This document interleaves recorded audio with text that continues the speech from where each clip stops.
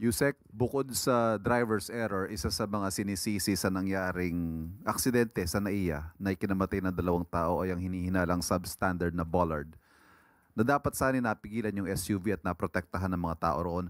What does the palace have to say about this as well as the implied corruption in government contracts? Opo, nakakalungkot po, may mga nasawi dahil sa di umanong depektibo na bollards na na-install po sa NAIA Terminal 1. At ito po ay na-install sa panahon po ng dating administrasyon at sa panahon po ng ni Transportation Secretary Arthur Tugade.